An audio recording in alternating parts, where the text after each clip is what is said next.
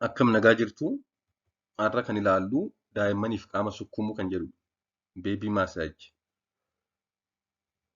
Daa'immaniif qaama sukkuumuun yoom jalqabuu qaba? Faayidaa akkamii qaba? Of eeggannoo akkamiitu ta'uu qaba kan jedhu waliin ilaalla. Hanga dhumaatti na wajjin tura. Chaanalii kanaaf haaraa taanaan sabskiraayib gochuun hin dagatinaa. Daa'immaniif qaama sukkuumuun faayidaa hedduu qaba. Isaan keessaa kanneen gurguddoo ta'an inni jalqabaan walitti dhufeenya maatiif daa'imaa cimsuudha. Maatiin yeroo daa'imman isaaniif qaama sukkuuman rileeshinii isaan qaban, hariiroo isaan daa'ima isaanii wajjin qaban ni cima. It bring you and your little one together. Daa'imni sun akka jaallatamuu fi kunuunsa argataa akka jiru itti dhaga'ama. Nuti daa'imman xixiqqoodhaan hubatan jennee yaadnu malee keessi isaanii fiil godhu. Yeroo maatiin qaama sukkuumaniif akka namni kunuunsaa jiru, akka jaallatamaa jiran ni hubatu jechuudha. Akka rilaaks ta'an waan taasisuuf hirriba nagaa fi boqonnaa qabu akka rafan taasisa. Daa'immaniif qaama dhiqanii dibata gogaa lallaaffisuu kanaan yoo qaama sukkuuman yeroo muraasa booda ni rafu jechuudha. Rilaaks ta'uu ni rafu, hirriba gaarii rafu. Garbiroon dhukkubbii yeroo ilkaan biqilchuu isaanitti dhaga'amu hir'isuuf gaariidha. Daa'imman egaa yeroo ilkaan biqilchuu jedhan dhukkubbii ilkaanii ni qabaatu. Maloota ittiin dhukkubbii ilkaan biqilaa jiru kana hir'isnu keessaa tokko daa'immaniif qaama sukkuumuudha. Inni garbiroon guddina qaamaa ariifachiisuufidha.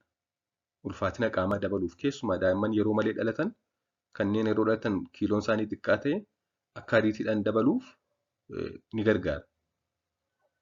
Daa'imman galgala hiixachuun akka waan garaa ciniinnaa qabu boo'an tasgabbeessuuf ni gargaara.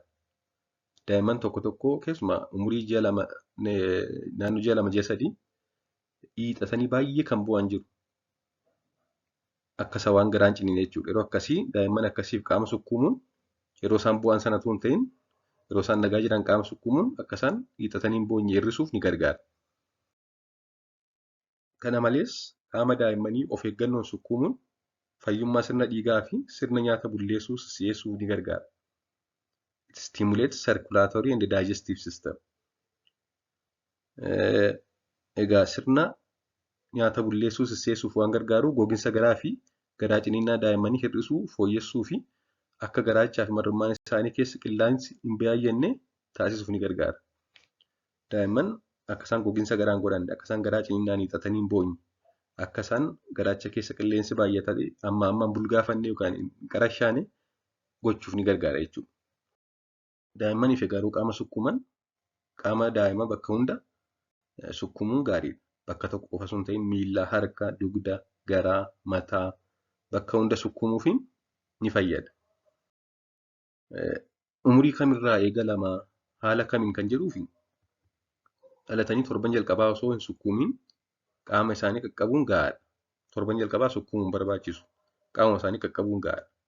Umurii torban tokko booda of eeggannoon suuta jennee haala armaan gadiin sukkuumuu eegaluun ni danda'ama. Innis erga harma hodhanii daqiiqaa 45 booda akkasumas yeroo isaan tasgabbaa'an, yeroo isaan kalmi ta'an, allerti ta'an akkasumas yeroo isaan qaama dhiqatan, erga isaan shaaworii galanii booda yeroo isaan ifa aduutti ba'an, yeroo ifa aduutti ho'isnu qaama isaanii mataarraa gadi suuta sukkuumuuniif gaariidha. Garbiroon kan gochuu qabnu bakka hin qorrine ta'uu qaba. Bakka qorris cimaan hin jirre ta'uu qaba. Sireerra sirreessinee ciibsinee ija keessa ilaalaas sukkuumuun gaariidha. Sagalee fi mallattoon haasofsiisaas osoo ta'e gaariidha. Callisanii sukkuumuu osoo hin ta'in sagaleen haasofsiisaa, mallattoo adda agarsiisaa, taphachiisaa sukkuumuufiin ni gorfama. Akkasumas dibata qaama daa'imaaf ta'u xiqqoo fayyadamuun osoo ta'e gaariidha. Vaaziliinis haa ta'u, paaraafiinis haa ta'u dibata biraa kan gogaa daa'immanii lallaaffisu itti dibaa fi osoo sukkuumame gaariidha. Harki keenya yeroo gogaa isaanii sukkuumnu akka hin dhukkubsineef suutas jechuun barbaachisaadha. Garbiroon bakka sagaleen hin baay'annetti guyyaatti al tokko yookaan torbanitti al 3 osoo ta'es gaariidha. Akkasumas ganama erga ifa aduutti baasnee booda yookaan galgala yeroo raffisuuf jennu osoo ta'es ni filatama. Suuta eegaluun hanga daa'imni jaallatetti yookaan hanga barbaannetti sukkuumuun ni danda'ama. Daa'imni jaallannaan rakkoo hin qabu. Daqiiqa ammas kan jedhamu jiru jechuudha. Dabalataanis daa'imni kan jaallatu yoo yookaan itti tole yoo ta'e garaan ciibsuunis dugdarra sukkuumuunis gaariidha. Waa'ee daa'imman qaama sukkuumuu kan gabaabsee qabadhee jiru kanumadha. Gaaffii qabaannaan koomentii jala naa kaa'aa. Galatoomaa, turtii gaarii akkasumas maatii daa'imman qabaniif sheer gochuu hin dagatinaa.